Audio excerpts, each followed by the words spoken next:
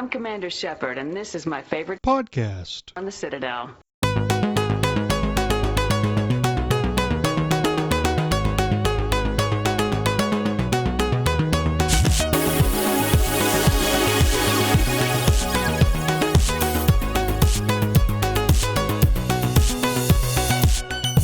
You are listening to Accidentally Casual. I don't have my thing up there, but it's the nerdy gaming podcast that used to have an animal of the week every week, and then I forgot about it. Wait, what? Wait, when have we had an animal of the week? During the first iteration when Seeker was on, I had an animal of the week. Oh, I thought you were about to secretly announce that Scott is our pet. Wait. No, that's creepy, and I don't know why you came to that solution. I also do not remember there being an animal of the week. I do not remember that. That's great because you actually watched and listened to it, and that's how important that segment was to people. So I'm glad it's not a big deal. There is a Mass Effect obscure character of the week. That's right. I like that segment better, and people actually care about it as opposed to me putting like a seal in the rotation of pictures. So the animal, that is Tucker animal of from the Talking week. About Games, who's talking right now. Also, Scott from BioWare Babbling. What's up, nerds? You guys want to chat with other?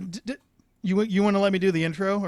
Dude, I don't know when the intro's done. I'm aware you don't look at any of this stuff, but I wanted to mention the Discord, which you like. Dude, it's been popping off. We're getting we've been talking about Mass Effect stuff. There's a bunch of just jokes going on, people sharing art. Again, y'all's artistry skills are insane. It's always impressive, the artistry skills of other people. I'm always extremely jealous, but I would do dumb stuff, so maybe it's a good thing if there's only so much talent in the world that I went to other people. Yeah. I picture I'm start drawing turtles and think it's amazing, and no one else would.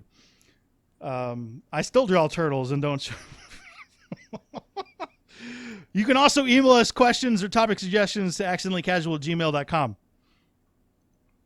How often does that pop I up? get stuff every week. Well, okay, you get stuff every week, but getting stuff every week could be one thing, or it could be 30 things. Yeah. It's not 30. Okay. Yeah. 29? I think it's definitely not 29. Okay. If it was, it's I 28. don't know. Yes. Okay. Exactly 28 every week. 28 emails. 28 emails later. So I'm very poor at getting all the emails that Tucker pretends that we're getting. 28 emails later. It's viruses. All right, so we have a couple things we want to talk about on the show. You guys wanted me, and I was going to push this towards the end. Nigerian to start scams. with a game that came out on Thursday. Yeah. What's going on with that? Because I thought Thursday? games were now coming out on Tuesday, but now they're not, and now they're coming out. It used to be Tuesday or Friday. No, movies were Fridays. No, I know, but the game started coming out on Friday too, and then now they just do whatever the hell they want, which is fine with me. I don't really care. I feel like games coming out on Tuesday makes sense because there's the day one patch, but then there's those few days where I guess Tuesday doesn't seem random to you? Nah. And Fridays made sense with movies, but then after the shooting, they stopped doing midnight releases and stuff like that, and now some theaters just have movies start Thursday night. Yeah, Thursday afternoon, evening, yeah. Yeah. Because movie theaters don't want to do midnight showings much, or at least the ones I've worked. I used to love those. Well, yeah, Yep. dude, they were great. That was. I used to go to those all the time. Man, Way to just drop it right in the middle of us trying to have a positive podcast. All right. What do you mean? I'm always positive. I like to think. How do I spin that? We don't. We just trudge on along. Yeah. All right. Okay, so neither of you guys are as interested in Outriders as I seem to be, because I was bringing it up on the show multiple weeks ahead of time because it appeared as I was looking at it to be something that people who like the Mass Effect 3 multiplayer would really, really like, and that is confirmed. The gameplay on that is really, really fun. It's on the boots, old school. It's ability based, and your abilities actually do stuff, which was my biggest criticism about the two most recent BioWare shooters, especially on the higher difficulties, where your abilities don't seem to do as much damage as your guns, which is fine. I mean, that's how most games are. It's not my personal thing that I like, but the abilities in this game are very, very, very useful. When I only played a little bit of Outriders and with the demo, but when I was looking at the abilities, it seemed like the abilities are they all kind of require some sort of co-op or something. Like none of them sort of seem like you could stand alone with them. Some of them are, some of them aren't. Remembering there are different builds. So there are two things that the game does really, really well, and one is the specific RPG customization when it comes to gameplay and making a build. So you can have a solo build, or you can specifically put together a team and get your abilities to work in co-op and get gear to specifically enhance those abilities. That I played quite a bit of the game, and I have nowhere near dove into everything that you can do with the customization, which, given how much I played, is actually quite impressive. The coolest, like, I'll give an example. Let's say you have a character that specializes in freezing people. You got a turret that freezes enemies. Mm-hmm.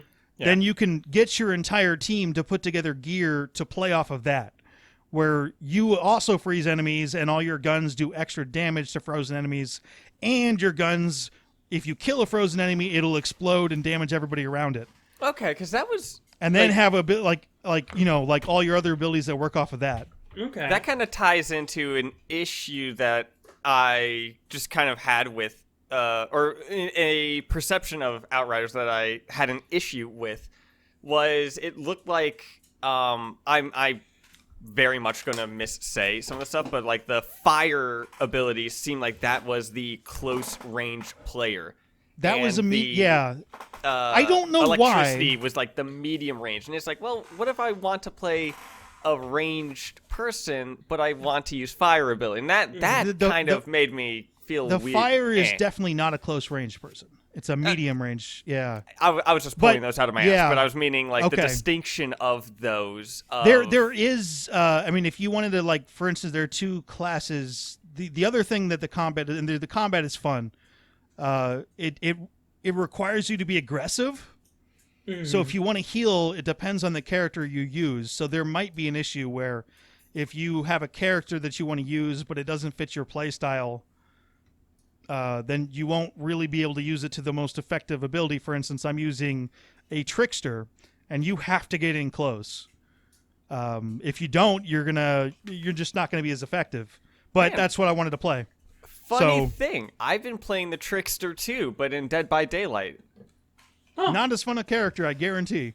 No, you are very correct on that. The trickster is he's like a worse huntress, but I think he's fun. I like him because he's a weird character. The other thing that Outriders does ridiculously well, aside from the RPG statistical gameplay balance elements, the world tier system they have in place is phenomenal. So explain it more about that. It really is. So, I mean, there have been games with world tiers before, like Diablo is something that did that.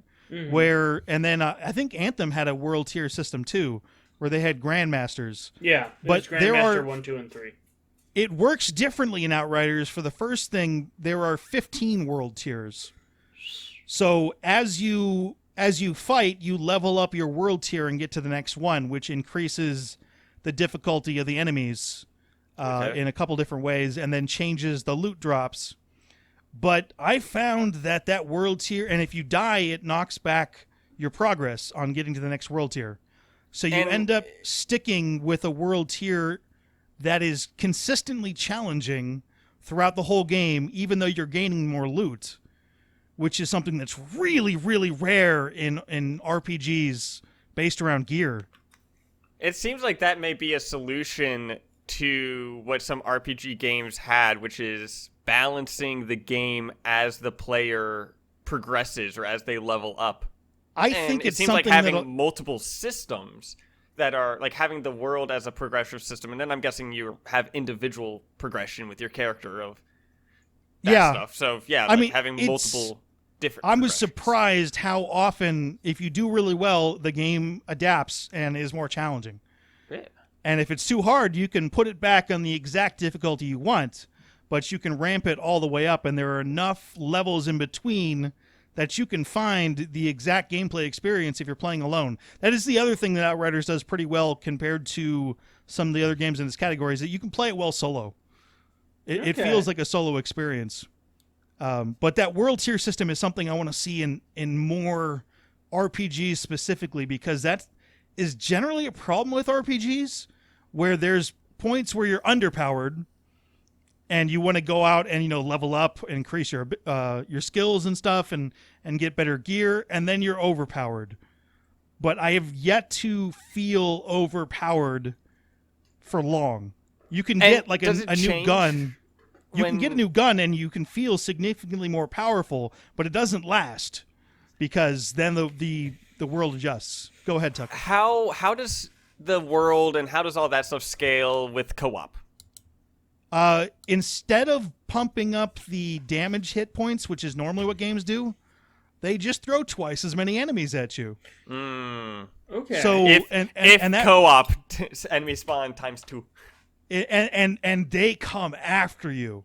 So if you play with 3, there's just tons of enemies on the screen, and they come after you, and you have to act quickly. It's a game that's very much about speed. Okay.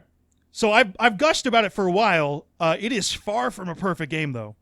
Yeah. There are gonna be some things that really stick with people that they're not gonna like. One of my questions what issues are you? I have heard that it was a rather buggy launch. It's.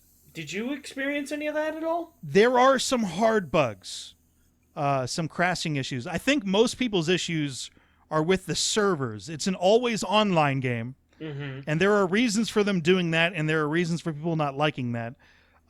And the servers were not working well. They're still not working great. So if you're playing this single player, you may want to wait a little bit. I might have been the only one who was really excited about the servers not working, because it meant that it outperformed their expectations and they're going to continue the series. I mean, so I was very you can excited take that about as a positive. That is the looking at the bright side of things. It was frustrating going through there where you can play and then get kicked and not get back on. Reminded me of some really old school MMOs when they had traffic issues. Okay. So that was probably the biggest bug, and there are people review bomb. I mean, if you've never played an online service at launch, most games don't work when it starts. Most games. Do you guys remember when Steam launched? No. That? That's not quite what I'm talking about, though. Well, Steam is this beloved thing on computer. When Steam launched, it was horrendous. It was so people would make jokes about it. They were saying that Steam's going to crash and burn, that this was this awful thing, but it was a requirement to play Half-Life 2, I think. Yeah, Half-Life 2. And, look at Steam now. It's like a lot of things have bad launches, things that people don't even realize. And it's like, the only game I can remember that's been online that's had a really smooth launch was Destiny. All the Destiny games, and they had serious financial backing. Yeah. Well, what they made up in servers, they lacked in story. Oh, God. Yep. Well, you had to go there. There's also another couple of complaints. I kind of enjoyed the story, but I won't call it good.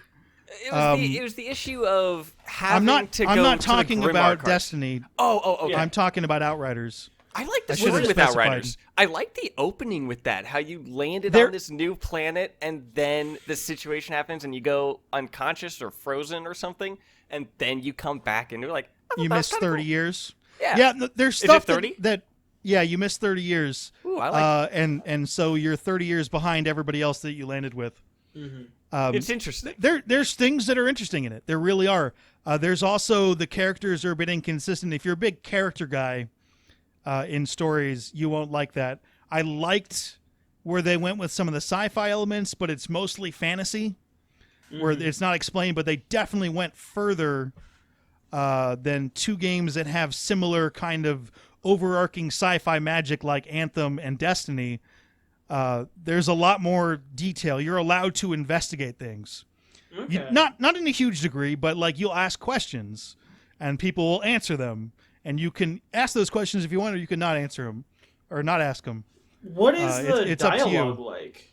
Not great. Some of it's really good, but it's very erratic. Okay, so is there like you can go up to NPCs and talk to them, or? No, there are specific characters in your camp, for lack of a better word, and there are not as many dialogue options as you seem. There's a set amount. Okay, gotcha. They don't always have something to say, but it does allow you to dive into the universe more than previous titles that are similar. Okay, gotcha. The biggest issue, and it didn't bother me at all, but it really bothers some people, is the level design and map layout is really archaic. And it's not good. It feels a lot like an Xbox original or PS2 game. Ooh, okay. Like it's way back there, somewhere between like something that would have been innovative on that, but was common in the early part of the Xbox 360 PS3 generation. Okay, gotcha. So that is not great. They have there's stealth loading screens that are common. So if you go up and try to transition from zone to zone, there is a black loading screen in between that and the stealth loading screen, and then another black. It's so jarring. And even with now, where it seems like loading screens are going away. Yeah, it doesn't have the loading bar on it, but you can tell it's very obviously a loading screen. It's not smooth. Yeah. And it's instead, what that games people are were doing taking care are having zones, which may be either like a small corridor that you're going down, or a room that you enter, which acts as a loading zone to load up the next area. Yeah, and with the new hardware coming in, that's going to be less necessary. Yeah. This was designed to be a cross-platform game, so it is necessary. When Assassin's Creed Black Flag was shown at E3, one of the things that they talked about with it was the fact that you could chase this guy on, like, you had a mission, and you could sail then to an island, chase the guy, who then would get on his boat, and then you would get on yours and chase him, and then like have that whole battle, and there wouldn't be a loading screen. That Black Flag did away with the loading screens jumping from your ship to the open sea and all that. That was a big thing, and it's like I don't know how long ago that was. That was the beginning of the previous generation. Yeah. Yes. It was one of the first games that came out on the 1 and the 4. Yeah, so alongside Battlefield 4, Call of Duty Ghosts. It's games like that make this game, the Outriders, feel behind by quite a bit. I would call it a AA game almost. Somewhere in between AAA and AA Outriders specifically, which is not common anymore. It almost seems to me that they put all the effort into like the loot, the mechanics, and stuff like that, and just skimped out on a lot of the other features. I would say that the story is definitely more complete than other games that are similar. Okay. And it's more of a complete experience at launch than Anthem was, or Destiny was, or The Division was. And more importantly, you can play it better solo than those games too. Whether or not you like the universe or the characters as much as those other games, that's going to be up to you. I personally like it better, but that map system's behind. But they do a couple things really, really well, and some things that are not so well. But I'm excited to see, now that it's become clear that it's more of a success than they were expecting, that they're going to continue with it, because there's a lot of places you can go. And those loot mechanics specifically, the way that you loot things and craft and mold a build, you can... probably its best feature is, as with... You guys have played a lot of looter shooters, basically, right? Yeah. I worked on one, so... So, like, guns can come with perks on them. When you break down a gun or a piece of armor that has a perk on it, you can then reapply that perk to any other gun or piece of armor in the future.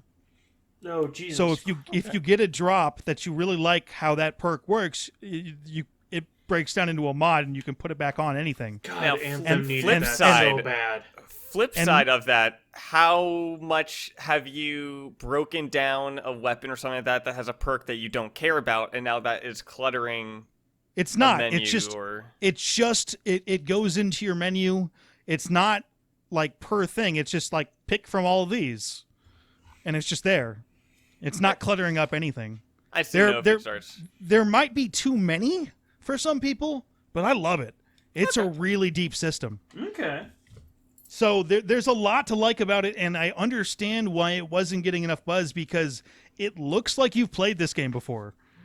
I actually, but you, I haven't watched the video, but there is a video that is called "Why You Feel Like You've Played Outriders Before," and like that sounded like exactly what you just like. Yeah, I mean that was the number one complaint. Like I played this game before, and you have and you haven't.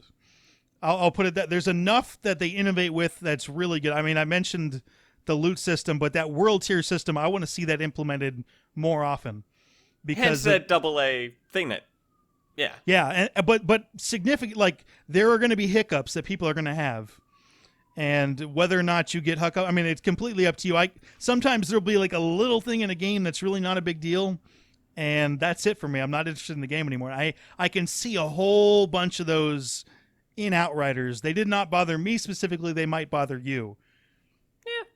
Well, that's the different strokes for different folks thing.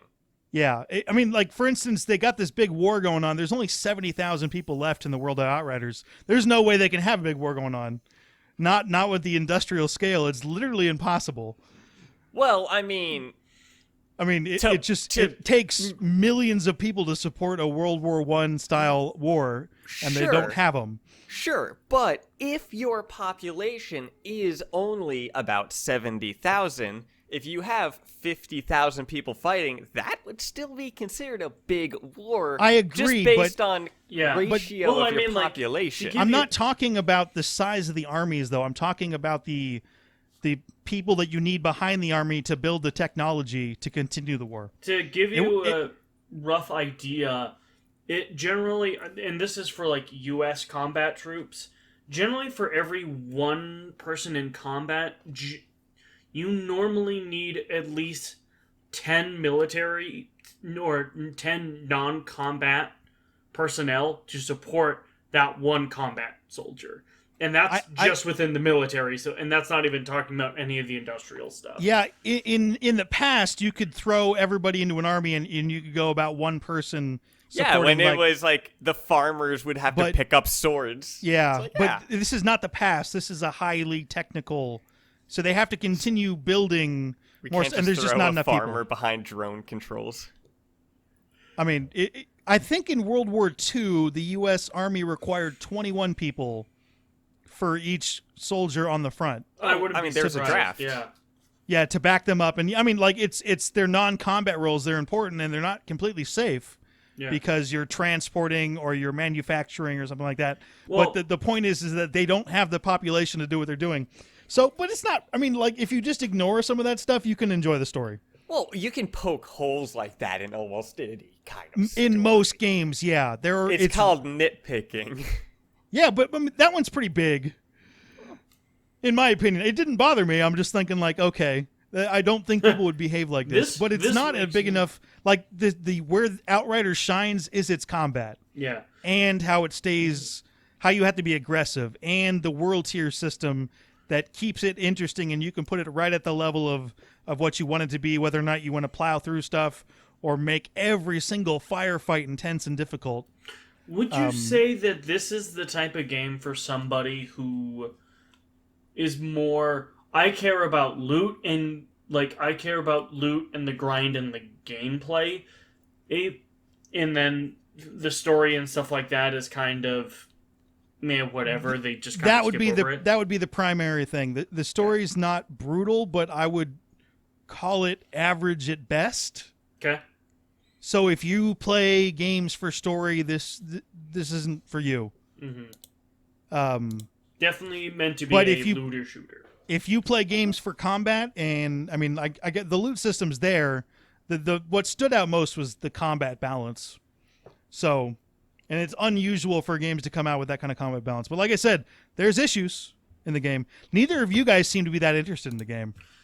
I mean, well, you got lots of stuff going on, but I swear. I mean, maybe the fans need to just like y'all need to hold me a bit more it. accountable. But like I've been trying, and then it's just I keep on putting it off. I maintain that if you're not interested, you shouldn't do it. I mean, I could stream it. I've been streaming a decent amount, actually. Like, I think I streamed 3 times last week. I think so, yeah. Something like that. And it Anyway, was just like playing some games, and I might do that with Outriders then. I'm super happy with it. Okay. If they fix the servers, it's going to be a long-term experience. Mm-hmm. I broke it into the end game a little bit, and we don't know. That looks like a real grind. Mm-hmm. But I mean, what do you play games for? I mean, there's a full campaign that's there, and you can finish it. And normally that's the end of games. So the other stuff's just on top. Yeah, that's fair. Yeah. So, speaking of grinds, the Mass Effect Legendary Edition. That was not a segue at all. News. No, because BioWare, Speaking of grinds, they are We know. grinding on that. Because the details that came out. Oh, that was so bad. That was so bad. So? No, Tucker, keep going. I think Take it that home. it is brilliant in the It's not brilliant. beauty of how awful the No. transition is. That it reached the peak of it was so bad that it was comically supposed to be bad. So you can't see I my would- hands Oh, moving. I but would I think you argue could hear that my it hands was move so with my bad voice. that it's past the point where it's comical and it's just bad. Well, I mean, So it like, goes from Gene. There's things that are so bad they're good, and yours was so bad it's past the bad good point and bad again. Do you know what is not past the bad point and is looking like it's You're passing the not good even point trying. is the Mass Effect? No, I'm not. The Mass Effect Legendary Edition, though, that news is awesome. Okay. Yeah, but I so like it. like you're excited. I feel like they said all that stuff before. And Well, I'm in the middle. Okay, And I'll let you go on about it though, because you're excited. Yeah. I feel like it's like this is some stuff that it may have been more of rumors or we think is happening and stuff like that. In the pre-chat, I'm stealing Scott's line here of it's kind of showing some confirmation more of what it is rather than, oh, I think a dev said this and it sounds like it would Well, be a thing I'll that they do. interrupt It's like, you one last time, Tucker. There was official. It won't be the last time. You're right. It wasn't rumors. It was official news presses saying that they were going to do all this stuff. Yeah. I mean, that's not rumors. So Well, I still don't know like I- the specifics of everything. That I'm was- aware of. But if you haven't seen that stuff, they did put out everything, and there's a couple new news nuggets, but more importantly, And it's also like there's all video of it. consolidated Yeah, into like one spot One- too, rather than it being little bits of interview here and there. Yeah. It's like having it Okay, I should shut up. we will in also a leave nice a neat back. No, Minius, you we'll can talk. leave- We love you. Yeah, but I'm going to contradict everything you say because you didn't look like you were paying attention. Okay. So What do you mean? No, you clearly weren't because Oh, boy. all this stuff was out before. So, for everybody who is listening who doesn't know what we're talking about, BioWare just released effectively what is mainly what a lot of the stuff that they have worked on, and actually have given examples and like minute details on the improvements and stuff like that that they have done for the Mass Effect Legendary Edition. If you want to read what they did, we will leave like a link in the description down below. So just to inform everyone on what the hell we're all arguing about. Yeah, I mean, like I've seen almost everything they put on that detail before. Now they haven't. I'm not the only They're one showing excited, it off though. a little bit. I mean, that's good that you're excited. Well, I'm not That's- the only one though. So I the feel like Mass Effect this community, game. I feel like it didn't have the proper amount of buzz, and if this is generating it, then that's good. Yeah. I think and it's generating a lot of positive buzz. I mean, and things like Shepard can now sprint. Like I'm kind of reading the list. Shepard can sprint out of combat, and melee being its own button both of those alone were major issues I had with Mass Effect 1, and actually seeing like a confirmation with that. And I mean, I think there was some of the idea of the melee attack, but I had no idea about the sprinting out of combat. And that was such an annoying thing. What makes me excited for this? So one, at least in my opinion, it's almost the best way to describe it. These are all things like this. What this blog, it doesn't release anything new, but at the same time, it releases a lot of stuff that's new. Where a lot of this stuff, like we knew, they had said in the past, hey, the Mako is going to be worked. We're going to make, we're working on making the Mako better. We're making the textures look better. We're making the character creator look better. And now they're actually said how they're making it better. And I think that's what this is much more. If you new thrusters, if you're more casually interested in just like hearing about the game and stuff like that, I don't think this blog will get you a lot. But if you are one of the people who's like, no, I want to know exactly what they're doing, this is kind of really good. And what makes me excited about this is BioWare is now they're changing a little bit how they do their marketing. And one of the big things that they're doing is they're showing their homework. In my opinion, this started all the way back with Christian Daly when he took over for Anthem. When his big thing was like, I want to show you guys how the sausage is made. And that's using his own words. And show like, hey, this is how, I want to show you guys concept art. I want to show you guys. I'm trying to bite my tongue. I screwed up. I was trying. You let me interrupt you. Damn it! I was trying to be quiet. Embrace it. Embrace that chaoticness. At least you could say like, I want to show you my sausage, because that would get him in trouble. There we go. Thank you, Minius. Anyway, I'm tired of that sausage is made thing. No one eats. How many people eat sausages anymore? I do. There is a sausage place at the market. Is delicious. Fight me. Sausages are delicious, man. I will agree with you on that. Yeah. Anywho, I don't hear that franchise that saying super like it's just like I said. Christian Daly's words. Also, like if you're in Germany. But for me, this feels like they are actually really starting to show, like, okay, we're going to show our homework and show what we're doing. And I think this is a prime example of, of them actually showing, like, hey, here's what we've been doing. And kind of like Tucker said, it's not going to be in weird random interview bits and stuff like that. Like, no, this is actually, this is actually really, all in one place.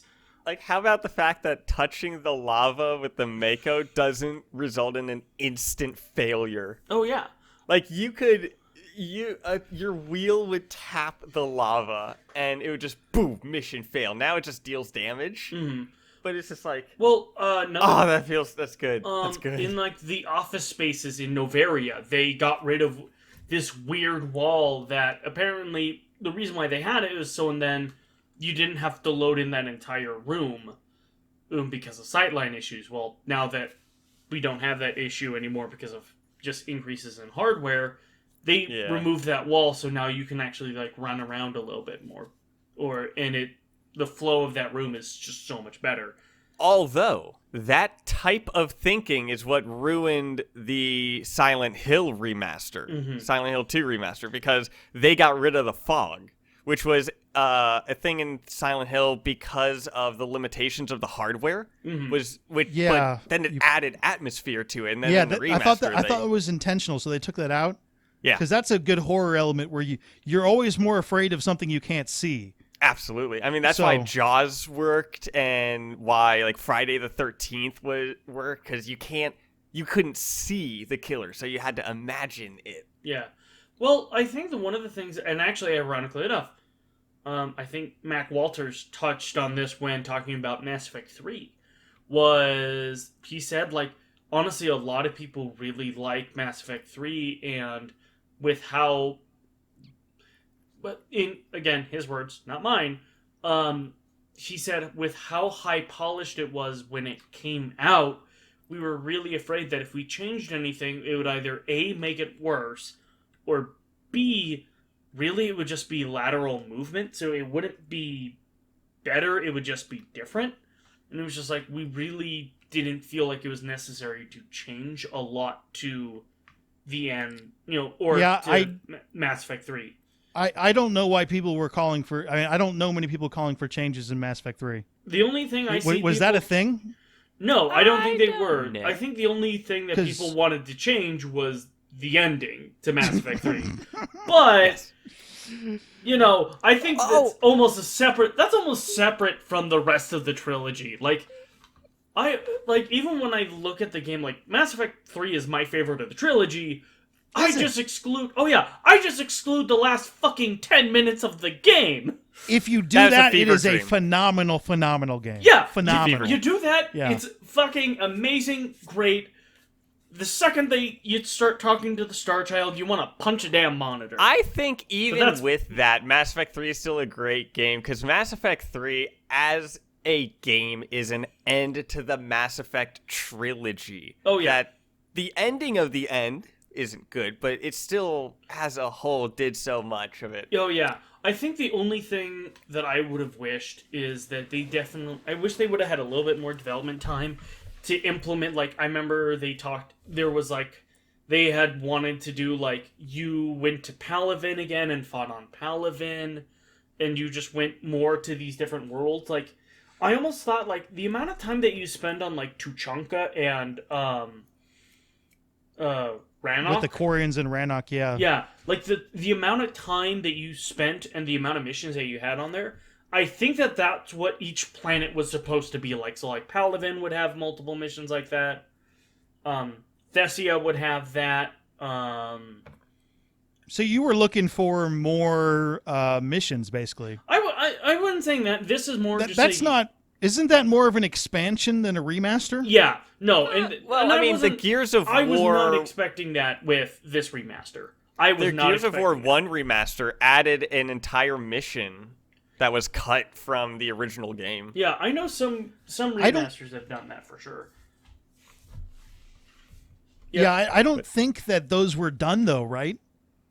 Because, they would have to go in there and remake them. It didn't seem like the budget... I don't think maybe old files in there, but because it really also just depends individually. It's not like a one-for-one thing, because there's so many minute details that could be different that those stacking up is just we can't do it. Yeah.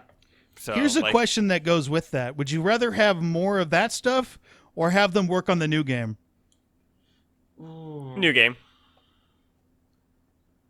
I'd rather them do the new game. That's how I feel. That's why I'm asking edition. Scott, because he's the one who brought up wanting to go to those planets. Yeah, it was more that's something that they said was in interviews that, it was supposed to be like that. So it was more oh man, I wish I could have seen that, a little bit more. But I can live without it if knowing they're gonna spend those times and resources to making a new Mass Effect.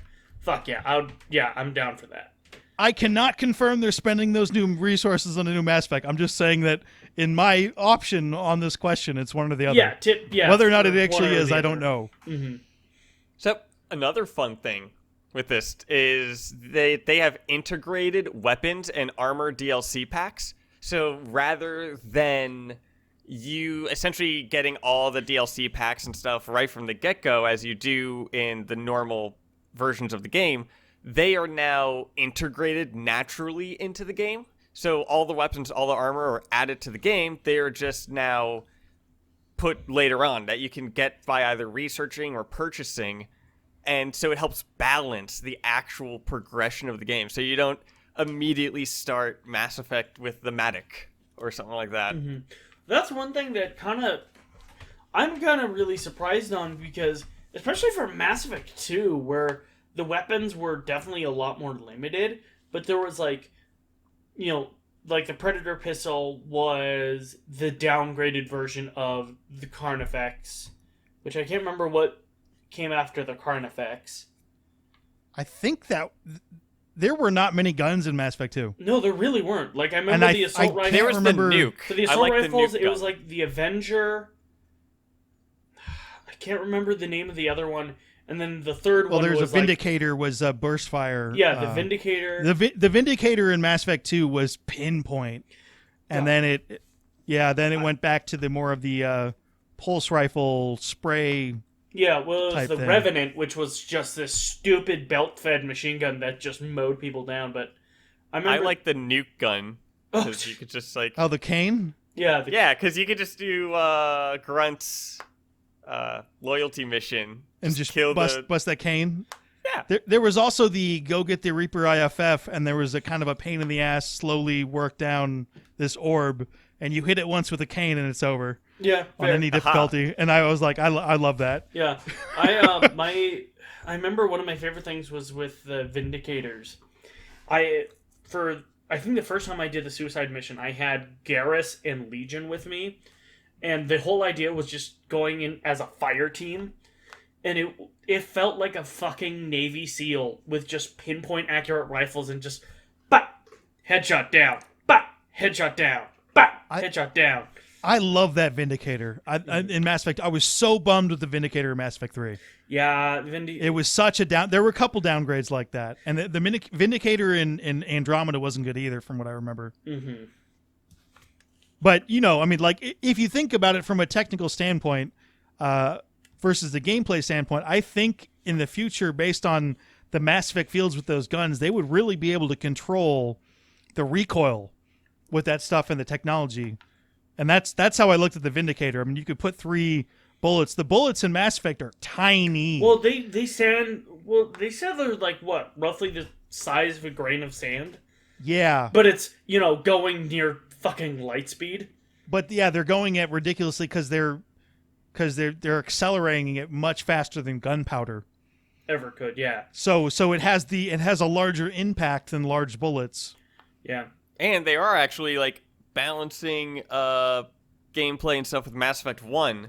So it is more in line with Mass Effect 2 and 3 rather than the way that they've described it, the pen and paper, rolling the die, kind of firing your gun that way, that it is more fine-tuned, that the reticle isn't as expansive and as quickening, or that's not a word, as if you're firing the assault rifle after a few shots, your reticle would be half the size of the screen, and now it's not. Yeah, I was looking at the reticle, and I want to get my hand when they say they're doing stuff still, and I want to get my hands on it and see if it feels that way, because the spray on the bullet still looked wide, but I have not played it. I've only seen the video, so yeah. Something I'm curious about is I wonder how much of the HUD and so on like that they will allow us to customize in the set. Like, will they allow us to do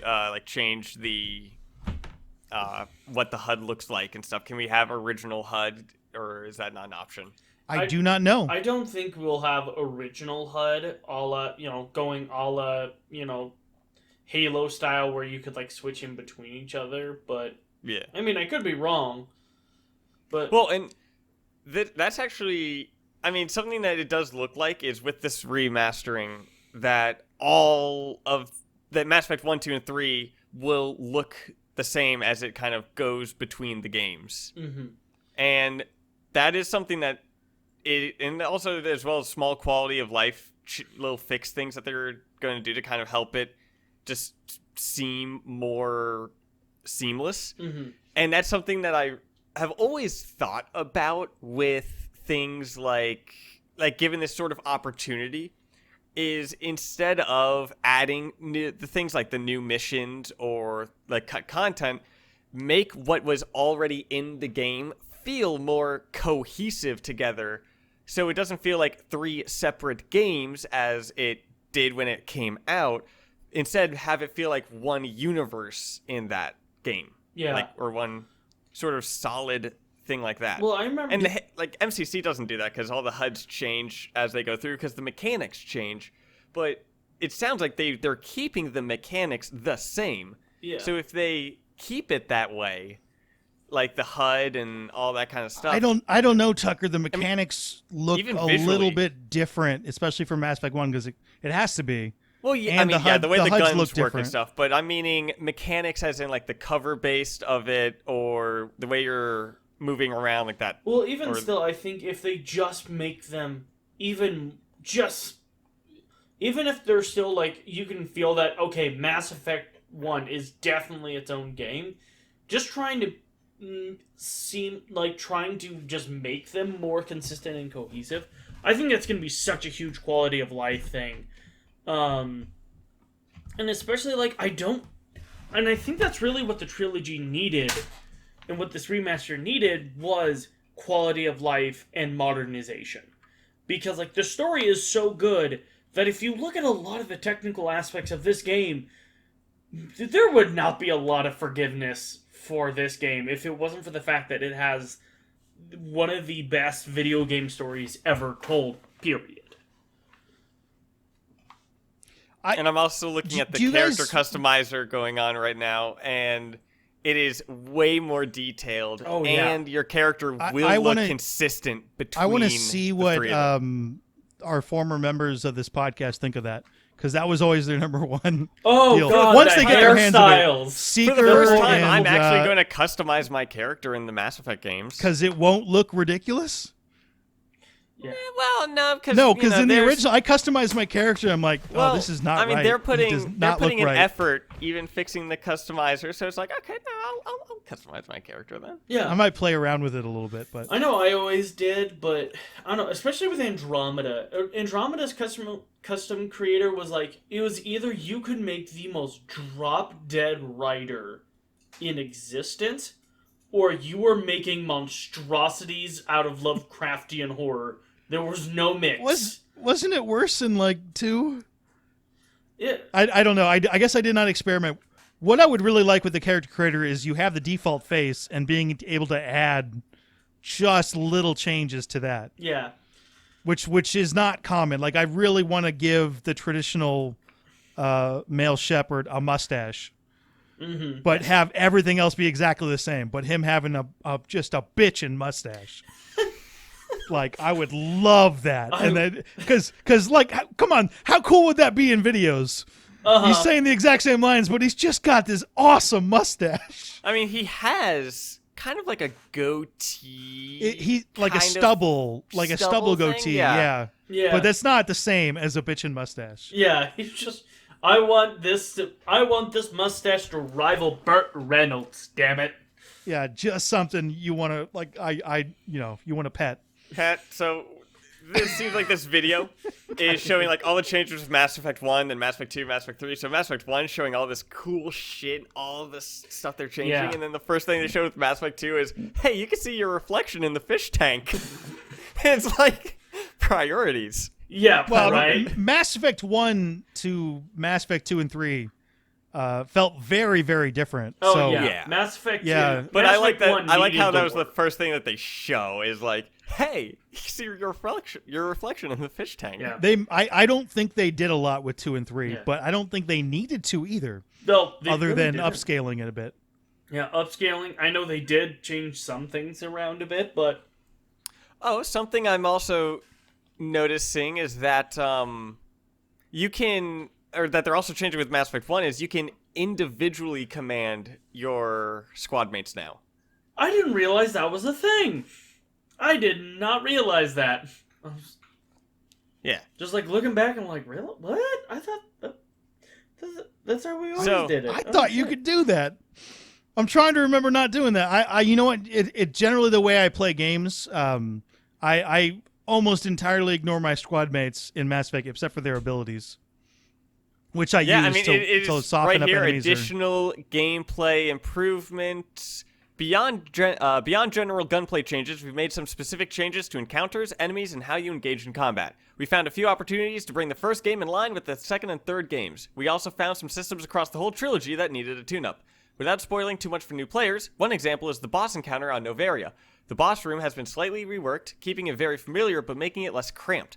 you'll also be much less prone to being thrown around by biotic abilities. Other That was targeted combat that was such an updates issue. are squad mates can now be commanded independently of each other in the first Mass Effect, the same way you can command them individually in Mass Effect 2 and 3.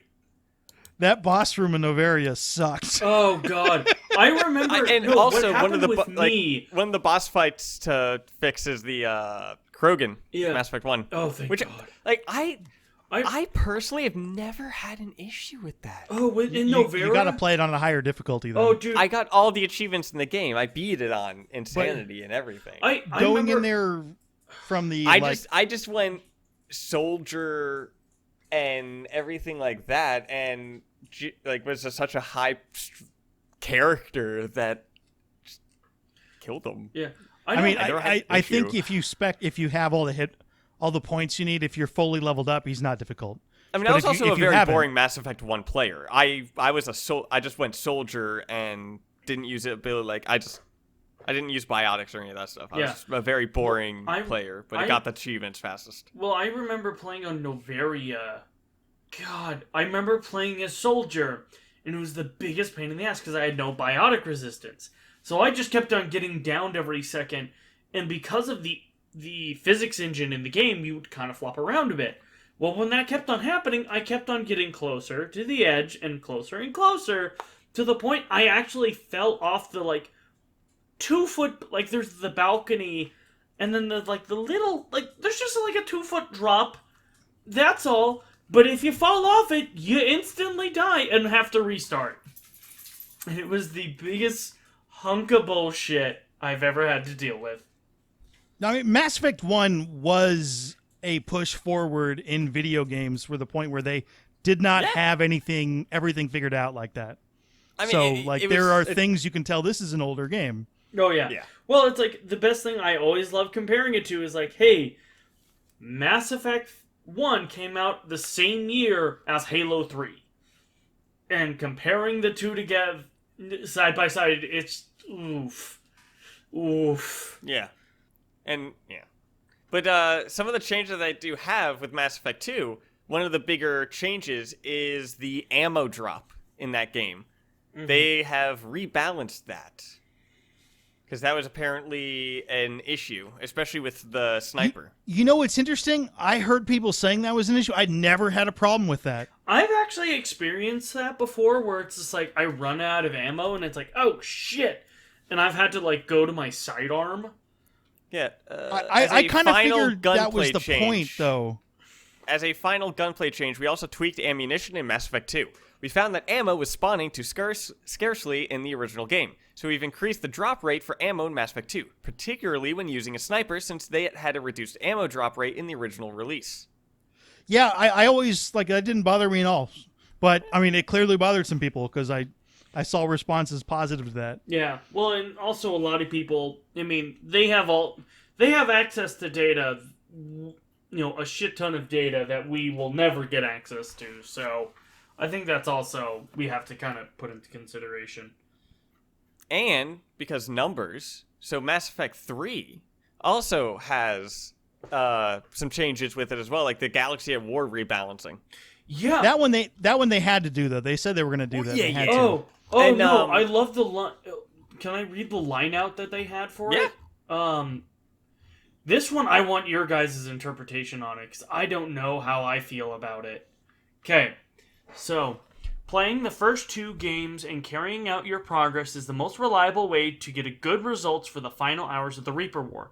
For comparison, if you previously played Mass Effect 3 with the extended cut, fully preparing for the final fight will be more difficult to achieve in the Legendary Edition.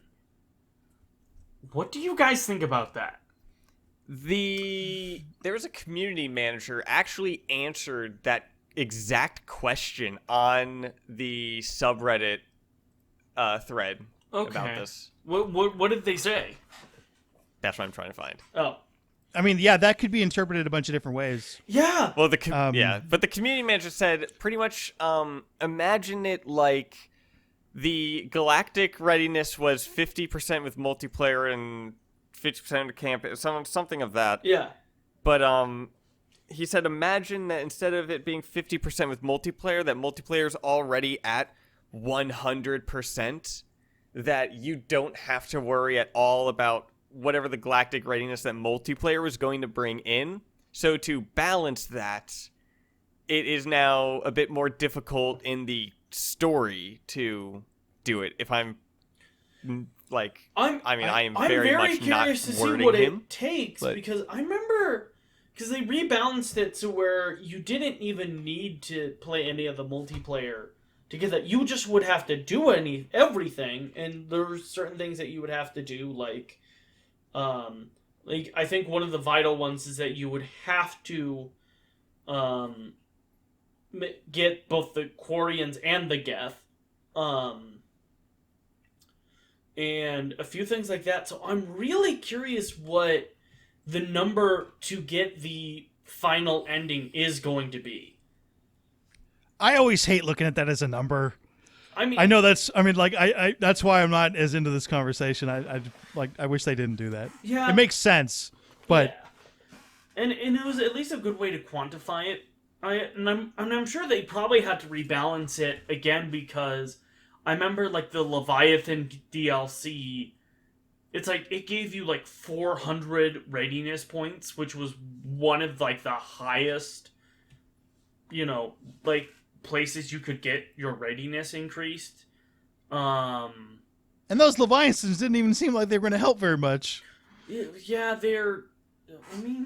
yeah, fair. So something I'm also just kind of realizing that I could be maybe just misinterpreting or something like that, but they added the thrusters to the Mako. And they said that, like, it's to help you get up, like, hard angles or something like that. Like, if you're going up a mountain that we know you're going to try to anyways, or something like that. And that was with the open world part of Mass Effect 1, when you're going on all those different planets that you could land and go on. I thought that, just my idea of it was that was going to be reduced a little bit. They would have less of those copy-paste kind of missions and stuff like that, but are they going to remaster all those open world planets that you were able to go on? I think so. I think that's why they use the AI to do it instead of having someone hand, because it's not like that's going to be like, there's a lot of planets that you just can roam in Mass Effect 1. There's a lot of, like, nothing. Yeah, I think that's the big thing, is that it's not like these maps are, like, there's a lot of them, but they're not super difficult either. They don't have a lot going on.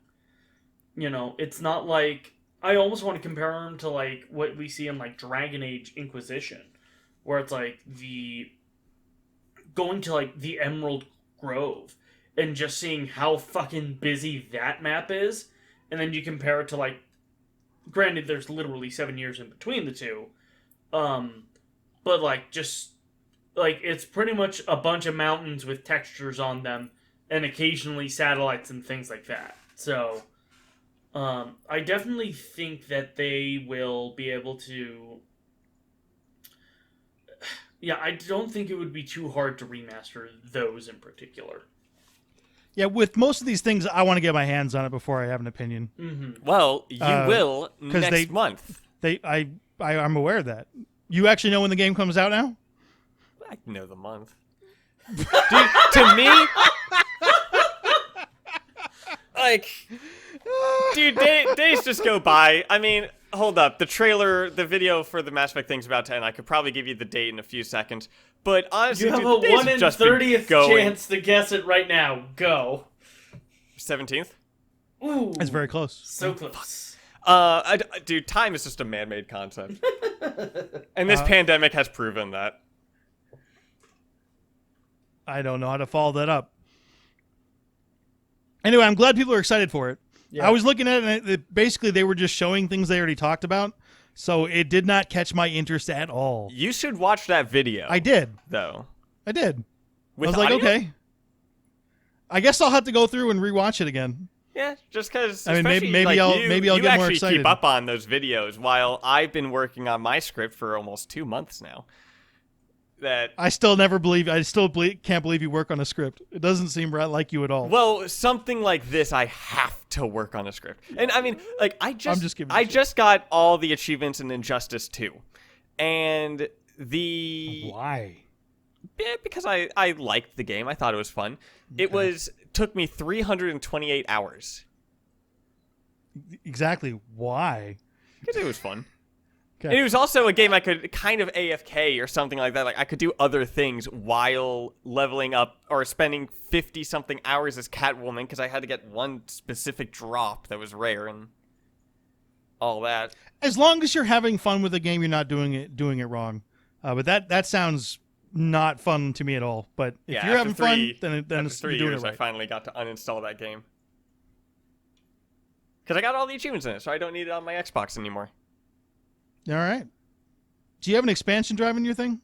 Yep, I have a 2 terabyte expansion, and I have 1 terabyte internal with my Xbox, and I'm thinking of getting another external. Jesus. Aren't you gonna get the I have like the 150 Series X. Yeah. You do not have that yet. No, not yet. You just think you do. That game that console is a myth. It does not actually exist. Is it still hard to get? Current fever dream. Yeah. Scott, have you gotten a next gen console, or have you even tried? I haven't even bothered. Okay. Yeah, because I'm not even hearing of it being in stock in places anymore. I got mine day one and haven't looked since. So. And there also aren't any games or any of that stuff coming out with it. Yeah, but I think I have like 140 something games installed on my Xbox, and with almost 5 or 6 games that are over 100 gigabytes themselves. Yeah, I also have one game installed that's like 17 megabytes. Mushroom Quest. I love those tiny games. Every once in a while, you find some real gems. I don't dive into it anywhere near as much as you do, but. Yeah, then you should, and that would be the point of the thing that I want to stream. You want to stream accidentally gaming? Yeah, I'm like super wary of that, but I'm willing to give it a try. And I think I may have figured out how we can do more of the like proper streaming stuff, because with if we instead of natively streaming from the Xbox, if we can get it streaming from the capture card and so on, can actually have like text up or other sort of things like video or and it'll be better. It'll be higher quality too. It wouldn't be the issue of native streaming on Xbox, which normally I wanted to set up a streaming every other week. I will not be able to stream this weekend, which would have been the weekend. But can we push that to next weekend? Sure. Yeah. So we'll look at. I mean, I am already streaming like a few times. Well, a it's week me. It's really me joining you on your stream. Yeah.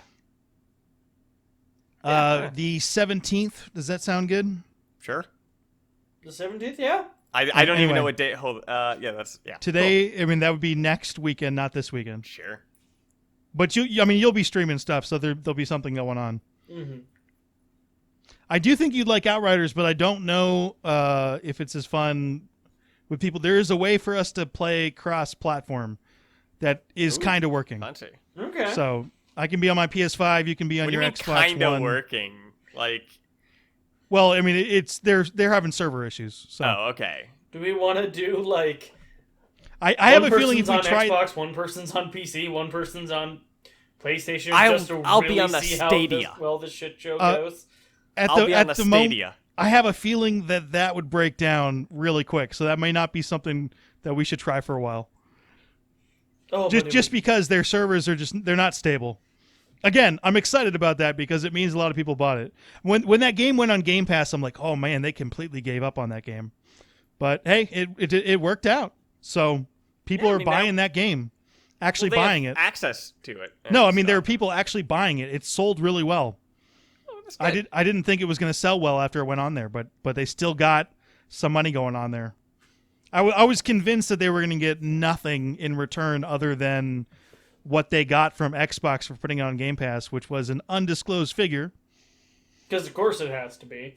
Because everything is an undisclosed figure, and of course a lot of those sales are undisclosed. Discord but wanting to be bought for $10 million by Microsoft. You talking about Discord again? Yeah. Yeah, you got to be careful with those business acquisition rumors, man. They're just sometimes they're never. I was about to say $10 million. That's no, it's billion. Oh, 10 bill. Oh, Oh, yeah, gotcha. yeah. Yeah, it does matter. That's 1,000 times more. It is Well, yeah, but math. yes, that's That is how it works. But it's I don't think it's a rumor. This is a thing that's going on. Like I'm assuming they're in negotiations, but assuming it's going to happen, like it kind of sounds like there could be two things going on. Discord could be holding out for more money, which is fine. I mean, I'm also or seeing, they like, could just New York Times talking about it. Or they could just be refusing to sell it because they think they might blow up like Twitch all the way, which also would be a thing to go. So, yeah, it's People not. are saying though, like, oh, Microsoft bought Skype, and look at what happened with that. Skype was already trash when Okay. Microsoft bought it. It was just dying. So we do have a Discord I don't think- that may be taking over Microsoft. By the way, we get $0 if they sell it. No. Then our Discord can be sponsored by Game Pass. It's definitely not. Our Goddamn. Discord. Wait. No. Oh, no. So with Game Pass don't wanna- Ultimate, that's like one of the things that could be offered if they get Discord is Discord Nitro for people that have Game Pass. So then technically, Game Pass would be sponsoring the Discord Not really. No. if I'm hosting it with Discord Nitro. But you're not. So Well, no, I will make this work. Hold up. okay. I need No, my all right, string. but that's later. First of all, the No, I need my acquisition string and my thumbtacks. the acquisition needs to happen, and that's not guaranteed at all. So I think they're also talking to other people, but I can't remember. I'm sure who. if they're selling it, they're trying to start a bidding war. And, Well, yeah, but I think they're I'm mainly still in talks with stunned Microsoft. at how much Microsoft is spending. But I mean, they're obviously making moves for the long term. You Well, got to spend money to make money, and how Yeah, much? but they're- if Microsoft has plans to, They're spending integrate, Disney money, man. Well, yeah, but Like Disney money, having man. That's but having Discord could be a major, especially they may have some sort of PC integration. They may be trying to integrate Discord into the Xbox. you're still too much of a PC fanboy store. for my liking when it comes No, to that. I'm 'Cause just I don't providing see- opposite points. I or don't countering see a company arguments. spending lots and lots and lots of money to push out competitors as a positive. Even though right now, like you can really take where advantage of did I that say they deal. were pushing but out competitors? I'm All just of a sudden super they're talking about suspicious. integrations into it to improve. I mean, are you really pushing out competitors? I mean, you are. What When is you're the point of them doing improving- this? But if you're There's no reason for them. improving We've already had this your own discussion. software and your app, like if you're doing this to improve your own product for the community that you have, You and are that just so gullible. absolutely, dude. All right, we're Tucker. We already talked about this. I don't want to get into it again. We are going to kick back our discussion on live services to next week. Yeah, because we Because actually had news this week. Tucker for Tucker once. really wanted to talk about it. I did not think it would go that Yeah, long, but Tucker's super excited, so I'll let him I win. had to convince these two to talk about this Mass Effect. I didn't say anything. thing. Because I you just didn't sit even there know listening. this happened. I mean, it was all stuff I already knew from like a month and a half ago. but So in the chat that we had, I sent y'all the link after I talked about this, and y'all were like, "What?" I'm like, "Yeah." No, it- but- No, it's I, essentially- okay, No, I I didn't looked know at about it because I've been at work all damn yeah, day. Tucker. I've Like been at I work still too. maintain that almost everything in there they said before. Which I mean, you can say they haven't, but I know for a fact you weren't looking because you didn't even know the But release. do you know date. who else were looking? Other fans. I And get that, Other but people I'm seem just saying, excited. like you were excited as if it was new news, and I did not feel like it was very. There was some new news, but it wasn't the explosion that you assumed it was. But I'm glad Well, people are excited. So we knew what the new news was. We knew the new news. All right, it's time for the Mass Effect Obscure Character of the Week. This one is more. I can't wait to see this dude in Upresed. It was the very first Solarian I ever remember liking. I was Morgan? like, man, Solarians are pointless. And then this guy came in there, and I have no reason for liking him other than he gets confused. It's Morlan, the Solarian shopkeeper from Mass Effect 1. A change, but the doctor, I don't. This is not right, human. Shut up, Moreland. I told Baines you'd screw this up. Oh, I was kind of hoping you was going to be the Solarian that's doing the Keeper. Oh, but is he likable? He's just weird. Well, I like I him. mean, like, he accidentally Although stumbled I like upon him one of 'cause the he's greatest weird. galactic conspiracies of all time, you know. But it did take him a while, and you meet Morland before that, before he figures it out. So, yeah, I would have liked that too, but just Morland like getting confusing, easily bullied. I don't know. I mean, he was not a great character. He's an obscure character. But, you know, In case you're funny not as sure, he hell. was involved in the Dr. Michelle's side extortion mission. Oh, yeah, I remember It's that. more than just purchasing stuff from him. Mm-hmm. By the way, I mean, they said they were going to streamline purchasing from those vendors too. So he will be upgraded in the Legendary Edition, Woo!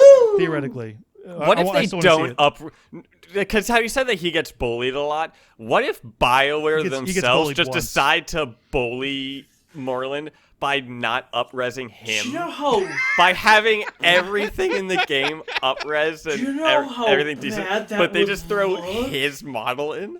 They would need to make that a joke Oh, God. because I it mean, would just that's- it would just stand out like a sore thumb otherwise. Oh, God, it would be Hence it being the atrocious. joke. I mean, that's just not a very good joke, Tucker. No, it wouldn't be, but that is the what joke is the of point itself. of adding it? Yeah, I thought it was funny for the moment. All right, if you want to suggest an obscure character, hit me up at accidentallycasual@gmail.com. Mass Effect is very deep. At some point, after when the Legendary Edition comes out, I'm going to do multiple full playthroughs, and we'll acquire every single character. At this point, I'm just working with what I have, which is a lot, but still. I use that Moreland quote all the time. He says, he's like, "This is not right, human." That's the one that's in there. Nice. I love it. I love that quote. The last two have been quotes that I like. I'm probably gonna go through all those now. I would bet money on it. Does anyone care about the obscure character league except for me? I mean, I do. I think it's Okay. a great trip down memory lane. Like, oh, I remember that guy. Oh, I Okay, remember good. them. It might have a bit of an obscure audience. but I'm sure people enjoy it. We have an obscure audience. Clearly, no one cared about the animal thing, which is fine. Because it was just funny to me. I mean, a lot of things are just funny to me, and I add them. This is my platform for that. Fair All enough. right. So next week on the there's show, also you got a something else city you in wanna talk about? Kansas called Moreland. it's Morlin. There's no D. Oh. Yeah, that would be Moreland, right? Yeah. Which is I thought- that's kind of a lame name for an area. Well, I mean, there's also a place in England called that. There's a place in Canada called Newfoundland, which is just newfound land Yeah. bunched together. That's kind of what it sounds like. Because, humans are so original when it comes to naming conventions. Although I Greenland think and it's funny. Iceland is genius as fuck. That's a marketing thing, right? No, it was a trick. Yeah, that's what I meant. Like, he was trying to get people to go to Greenland, and it's not green at all. But he called it Greenland because he wanted to trick I think people. they were trying to. I thought they were trying to protect Iceland. I was thinking more of the Greenland side. Of course, that is older history, so Something like that. I don't know. we're working I know. off I of, know. like, all I know is sources that of is sources. a thing. All right, any last thing you want to get to? What's going to happen is something really big is going to come up next week, and we're not going to get to our games as a service. That would have tied in nicely to Outriders. I guess we're also going to have the versus episode, or Reapers versus whoever. Episodes. How many of those? Yeah, you pitch that right now again, and then how many of them do you have? I have 2 at the moment, but I haven't looked over So- the comment sections recently. Okay. So I'll need So the first challenge is this topic versus whatever happens that week. Okay, that's not in his competition, but that's fine. Well, no, it's our own competition in a sense. If it's damn you, it. you're not going to beat. I mean, nobody can beat you. I fully believe. Thank you, Minius. One-on-one in a I'm Reaper, unstoppable. you would try to indoctrinate you, and it's not possible because you can't stay focused. They try to have a conversation with you, and he's like, "You are feeble." You're like, dude, I was walking down the street the other day, and there was this kitten. There's an episode of Futurama, or maybe one of the movies. I can't remember specifically where it's where Fry. isn't affected by brains because he's his own grandfather. Well, no, he's not smart enough. Yeah, because he's his own grandfather. Because because his genetics is all messed up.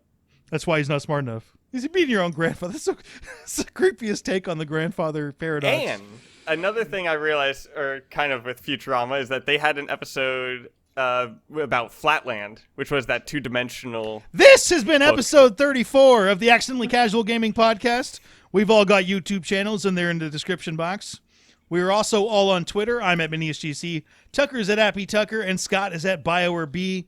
If you want to chat with other Accidentally Casual fans, there is a link to the Discord in the description box. You can also email questions and topic suggestions to me at accidentallycasual@gmail.com. But guess what, guys? We're going to be back next week. Yeah.